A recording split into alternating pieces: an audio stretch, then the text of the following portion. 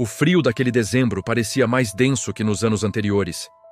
Não era só o clima, era como se o mundo inteiro estivesse suspenso, observando.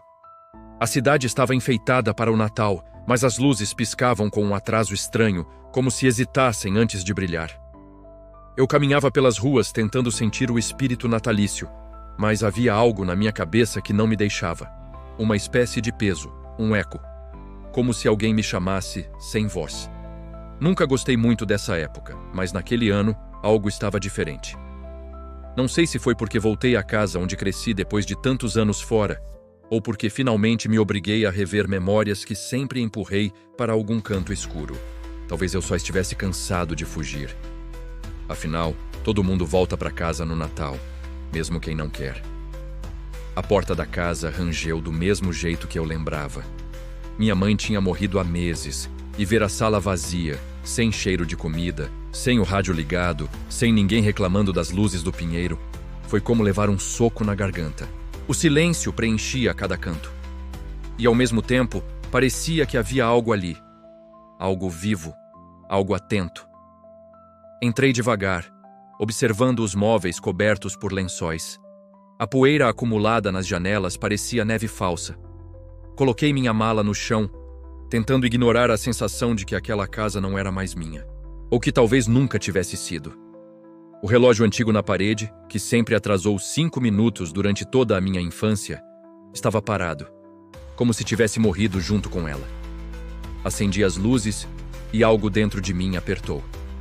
O corredor escuro à direita, o quarto que eu evitava.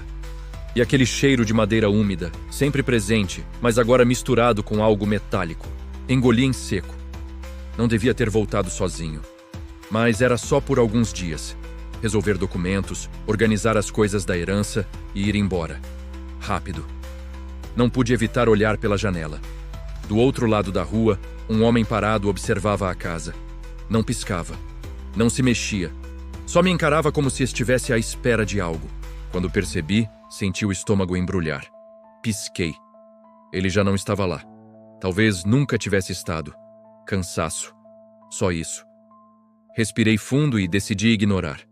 Preparei um café, abri a mala e tentei fingir normalidade. Mas havia algo naquela casa que respirava comigo. Como se a cada passo meu, ela escutasse. Como se estivesse feliz por eu ter voltado. Ou ansiosa pelo que viria a seguir. E foi ali, no primeiro gole de café, que percebi. Esse Natal não seria igual aos outros. E não por causa do luto.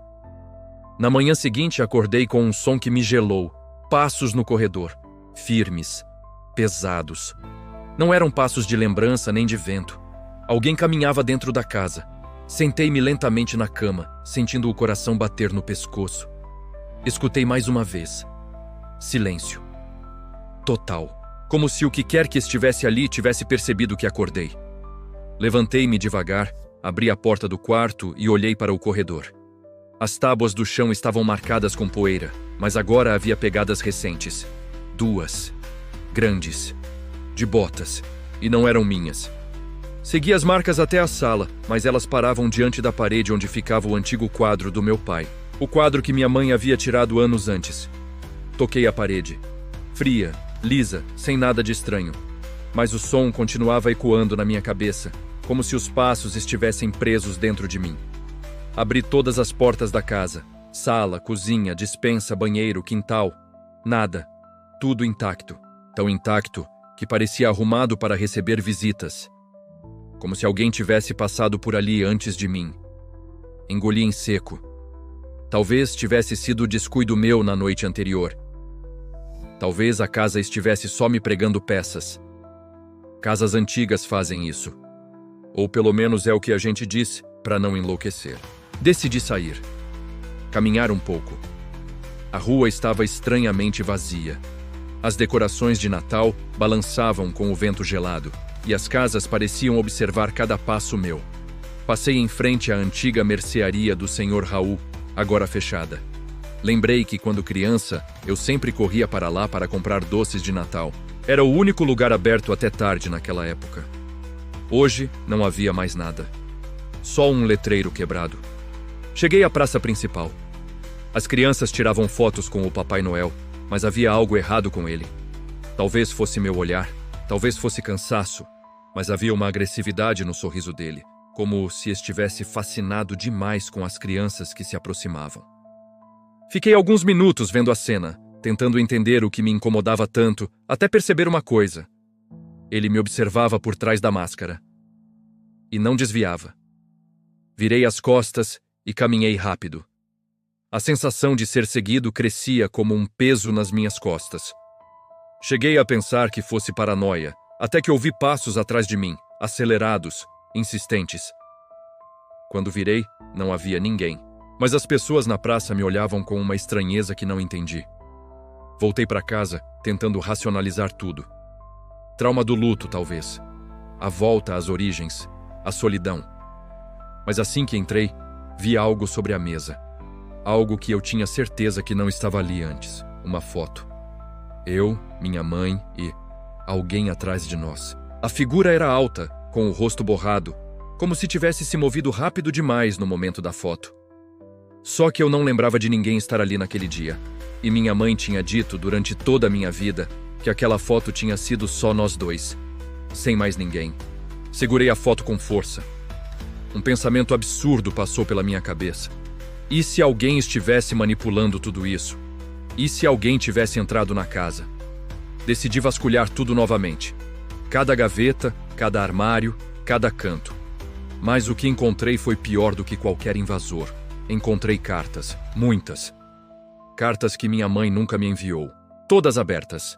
Todas lidas por ela. E todas escritas por mim. Embora eu nunca tivesse escrito nenhuma.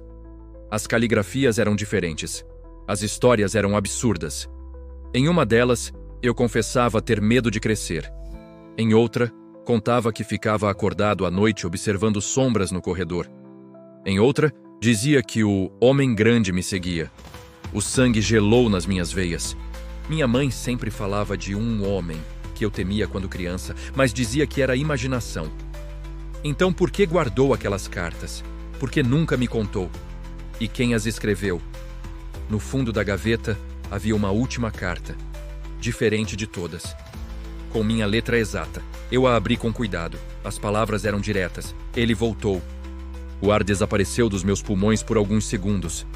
Senti uma pressão no peito, como se alguém estivesse me observando exatamente naquele momento. Olhei para trás instintivamente. Nada. Mas a sensação não passava. Precisava sair daquela casa. Precisava entender o que estava acontecendo. Corri até a porta e puxei a maçaneta, trancada, por dentro. E eu juro que não a tranquei. Respirei fundo.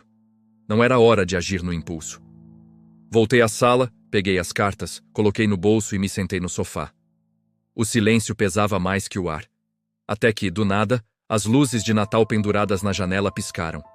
Uma vez, duas, três.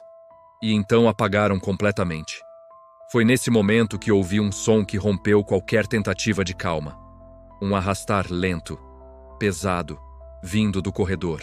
Como se algo, ou alguém, quisesse que eu soubesse que não estava sozinho. Levantei-me devagar, sem fazer barulho. Dei 3 passos em direção ao corredor e parei. Porque lá, no chão, havia algo novo. Algo que não estava ali minutos antes. Uma bota, grande, suja de lama. E ao lado dela, um floco de neve derretendo. O que mais me assustou foi que não estava nevando. Recuei, sem conseguir tirar os olhos do objeto. E então percebi que havia outra coisa. Um bilhete dobrado dentro da bota. Peguei-o com mãos tremendo. A letra era a mesma da última carta. Você demorou para voltar. O mundo pareceu girar. Senti as pernas fracas.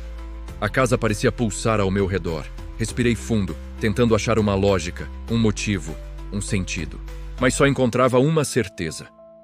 Alguém estava brincando comigo. Alguém que conhecia minha mãe, minha infância, minha mente. Alguém que nunca tinha ido embora. Escutei passos novamente. Desta vez, mais próximos. Lentos, pesados, controlados. Senti o coração bater na garganta. O corredor parecia mais escuro do que antes. Como se engolisse a pouca luz que restava na casa. Eu precisava reagir. Precisava enfrentar isso. Mas por um instante, hesitei. Só um instante. E foi nesse instante que vi uma sombra projetar-se na parede do corredor.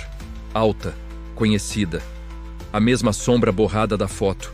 E ela se aproximava. Engoli o pânico e recuei até a cozinha. Peguei a primeira coisa que encontrei, uma faca. A lâmina refletiu minha expressão deformada pelo terror. Respirei fundo. 1 passo, 2, 3. A sombra parou. Eu sei quem você é, gritei, mesmo não sabendo.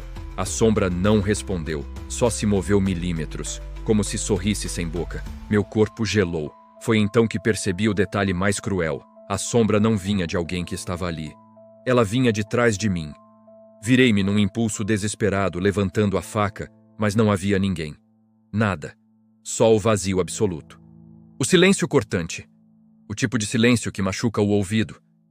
Por um segundo achei que estivesse a enlouquecer. Que o peso do luto, da solidão e das memórias tinha quebrado algo dentro de mim. Mas então ouvi, bem atrás da porta da sala. Respiração. Lenta. Profunda. Humana. Meu corpo congelou. A faca tremeu na minha mão. A respiração continuava, cada vez mais próxima. Respiração de alguém grande. De alguém acostumado a esperar. A escutar. A aproximar-se devagar.